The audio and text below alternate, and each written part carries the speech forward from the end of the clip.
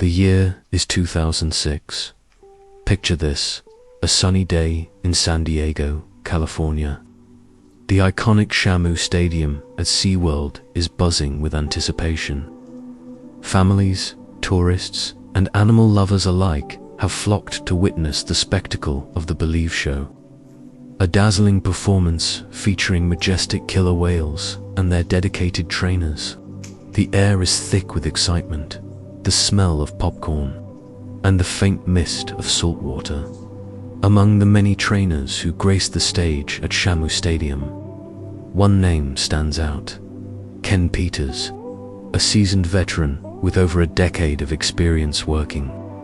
With Orcas, Peters was known for his calm demeanor, his expertise, and his deep connection with these incredible marine mammals. He wasn't a showman. He was a professional, respected by his peers and admired by the audience for his dedication and skill. He'd logged countless hours in and out of the water, building relationships with the orcas, understanding their personalities, and mastering the complex routines that made the BeastThe show such a success. And then there was Orca. This wasn't just another orca. This was a powerhouse. Weighing in at over 5,000 pounds and measuring more than 17 feet long, Orca commanded attention. Captured off the coast of Iceland in 1978, she had spent nearly 3 decades in captivity, becoming one of SeaWorld's most recognizable and, truth be told, one of the most challenging orcas. She was intelligent, dominant, and fiercely protective, especially when it came to her calves. She had a history, a complex history, that most of the audience that day had no clue about. The BeastThe show was a meticulously choreographed display of trust, athleticism, and the seemingly unbreakable bond between humans and orcas. The music swelled, the lights dimmed, and the show began. Ken Peters, microphone in hand, stood poised at the edge of the massive pool, his wetsuit glistening under the stage lights. Across from him, partially submerged, was Orca. The opening sequence was flawless. Peters, with a practiced ease, dove into the water and swam alongside the massive orca. They glided in perfect synchronization, a testament to their years of training together. On cue, Orca rose majestically, effortlessly lifting Ken onto her back before plunging into a graceful dive. The crowd erupted in applause, captivated by the seamless performance. This was what they came to see: the magic, the beauty, the illusion of harmony, but beneath the surface, something was amiss. Unseen by the audience, a subtle shift in Orca's behavior hinted at an impending change. A slight hesitation, a twitch of her pectoral fin, a momentary break in the otherwise perfect rhythm. Her calf, Kalia, vocalized sharply from a nearby pool, a sound that seemed to resonate deep within Karsat, as Ken Peters floated calmly beside her. Waiting for the next command, Orca began to sink. Slowly at first, almost deliberately, she descended into the depths of the pool. Peters, sensing the change, moved with her, attempting to adjust. But before he could react, before he could signal a hand command or swim free, Orca lunged with terrifying speed and force. Orca clamped her massive jaws around Ken's left foot and pulled him under. The music screeched to a halt. The cheers turned to gasps. Below the surface, the world transformed into a chaotic swirl of bubbles and disoriented panic. The water erupted as Orca, with Ken locked in her jaws, plunged downward. The grip was tight, crushing, painful, but not immediately bone-shattering. Still, the message was clear. She was in control. Ken Peters, submerged in the cold, chlorinated water, found himself suddenly battling for his life. Visibility was gone. He was swallowed by a disorienting darkness, twisted in a violent spiral, as Kasatka descended into the depths of the pool. He knew he couldn't fight her directly. Not yet. Any sudden, aggressive movement could provoke an even more catastrophic response. He had to stay calm, assess the situation, and find a way to regain control. Kasatka resurfaced after what felt like an eternity, just long enough for Ken to gasp for a precious lungful of air. The crowd, initially unsure if this was part of the act, erupted in nervous chatter, a mixture of apprehension and morbid curiosity. But the moment of respite was fleeting. Without warning, Kasatka dove again, this time deeper and faster, dragging Ken behind her like a rag doll in the turbulent currents at the pool's edge. Backup trainers scrambled into action, their faces etched with a mixture of shock and dread. This wasn't a miscue. It wasn't defiance. This was a full-blown, terrifying rejection of control. They grabbed emergency tools, nets, poles, anything that might distract Kasatka and break her grip. They slapped the water's surface, creating a cacophony of noise in an attempt to draw her attention, but nothing worked. Kasatka remained locked onto Ken, her focus unwavering. The scene was surreal, horrifying. The trainers looked on from the sides, some frantically waving their hands or splashing the surface of the water, but there was nothing else they could do. They had protocols, but no training could have prepared them for this. There was nothing to do but watch and wait, hoping against hope that Peters could survive this ordeal. Kasatka resurfaced again for barely a second. Ken, his body battered and bruised, managed to lift a hand above the waterline, signaling that he was still conscious. Then another plunge, even deeper and longer than before. Underwater logs would later document that she held him down for intervals approaching a minute or more. Between each forced submersion, Ken managed only a few desperate seconds to breathe. The audience was no longer confused. The murmurs and nervous chatter had transformed into gasps of horror. Children began to cry. Someone screamed. Trainers shouted frantically into their radios, activating the emergency response protocol. Yet, no one entered the water. Protocol, training, they were helpless. This was Ken's fight alone. Kasatka circled the pool, tightening her grip on Ken's foot, dragging him around like a prize. His lungs burned, his ears rang, his wetsuit filled with cold, chlorinated water. Each second below the surface was a desperate battle between instinct and the dwindling supply of oxygen. But Kasatka wasn't finished yet. From the bleachers of Shamu Stadium, what had begun as a dazzling display of harmony between man and beast had devolved into a slow-motion, utterly surreal nightmare. At first, the crowd hadn't known what they were witnessing. They had thought that this was some sort of new trick, or perhaps a mistake. But the longer Kasatka held Ken Peters underwater, and the more frantic the trainers became, the more obvious it became. This wasn't part of the show. This was an attack. Kasatka's attack on Ken Peters wasn't some random act of aggression. It was a culmination, a boiling point reached after decades of confinement, forced performance, and the complex dynamics of Orca society fractured by captivity. To understand what happened that day, we need to delve into Kasatka's history. A story marked by trauma, adaptation, and ultimately, a tragic reckoning. Born in the icy waters off Iceland in 1976, Kasatka was ripped from her family at the tender age of 2. Think about that for a second. A toddler stolen from her mother, thrust into a completely alien world. She was one of dozens of orcas captured during that era, destined for a life of performing tricks for human entertainment. Imagine the confusion, the terror, the sheer heartbreak.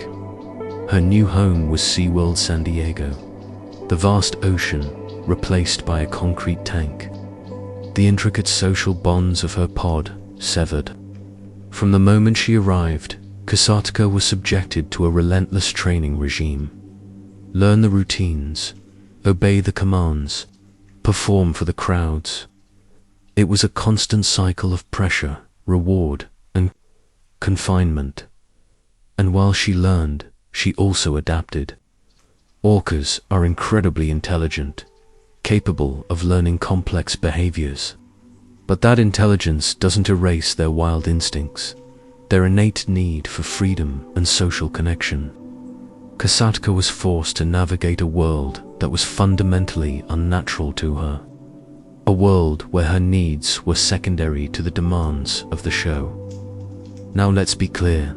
SeaWorld wasn't exactly forthcoming about Kasatka's history. They showcased her as a star, a magnificent creature capable of incredible feats. But behind the dazzling performances, there was a darker side, a history of aggression that was carefully managed and often outright concealed. Before the attack on Ken Peters, Kasatka had been involved in several other incidents. In 1993, she purportedly lunged at a trainer, knocking her into the water. Other times, she'd refused to cooperate during training sessions, displaying unpredictable and defiant behavior. These incidents were often downplayed as mishaps or training challenges, but they were warning signs, red flags that SeaWorld chose to ignore. Former trainers have spoken about a culture of silence, a pressure to prioritize the show above all else. They were told to minimize incidents, to attribute them to trainer error, rather than acknowledge the underlying issues. Of captivity, the message was clear: don't rock the boat. Keep the show running. One of the most significant stresses in Kasatka's life was her maternal bond. She gave birth to 4 calves in captivity, and each time she experienced the profound stress of raising a family in an artificial environment. The separation from her calves, either for training purposes or transfer to other parks, was particularly difficult. Orca mothers have extremely strong bonds with their offspring, and disrupting that bond can lead to significant distress. It's believed that the presence of her calf, Kalia, near the pool on the day of the attack on Ken Peters played a role in triggering her aggression. The noise of the crowd, the demands of the performance, combined with the proximity of her calf, may have heightened her protective instincts, leading to the tragic events that unfolded. The attack on Ken Peters triggered a full-blown investigation by the Occupational Safety and Health Administration, or OSHA. This wasn't just about one isolated incident.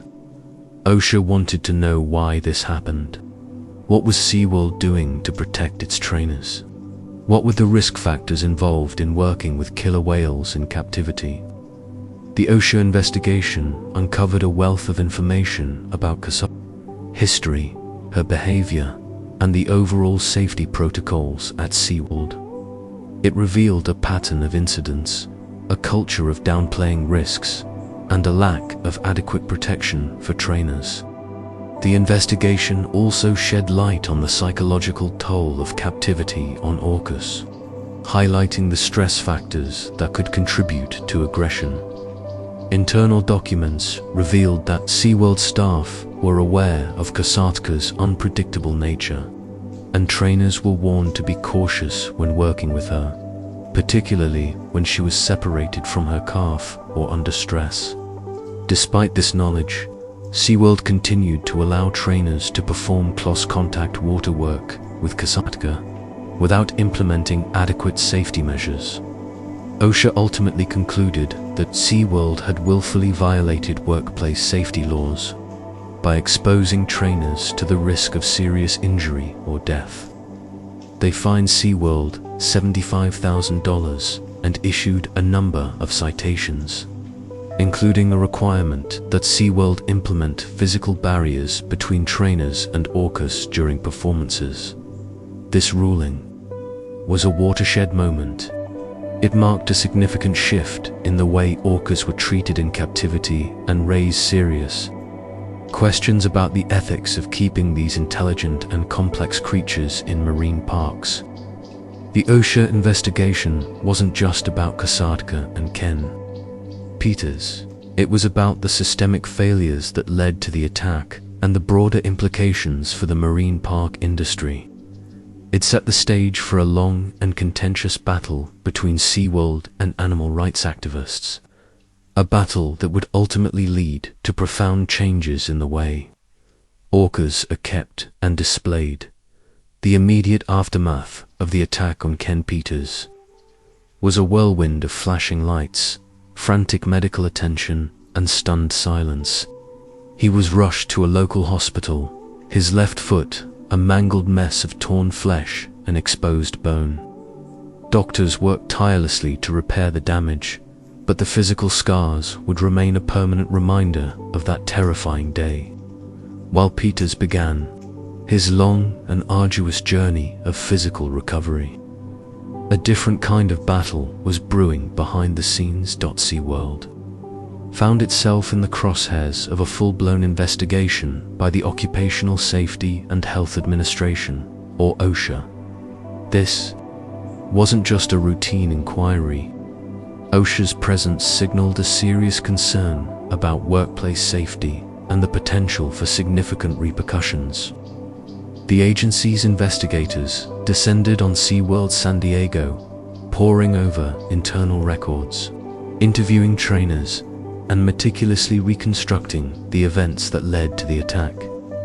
What they uncovered painted a disturbing picture. As detailed in the previous section, Kasatka's history wasn't exactly spotless. She had a documented pattern of unpredictable behavior, aggression towards other whales, and even past incidents involving trainers. OSHA argued that SeaWorld had been aware of these risks, but had failed to take adequate measures to protect its employees. The agency's investigation culminated in a scathing report, citing SeaWorld for multiple safety violations, including a failure to adequately protect trainers from known hazards. The legal battle that ensued was a protracted and highly contentious affair. SeaWorld vehemently contested OSHA's findings, arguing that the agency had overstepped its authority and that the risks associated with working with orcas were inherent to the job. The company maintained that its training protocols were comprehensive and that trainers were well prepared to handle any situation. But OSHA wasn't buying it.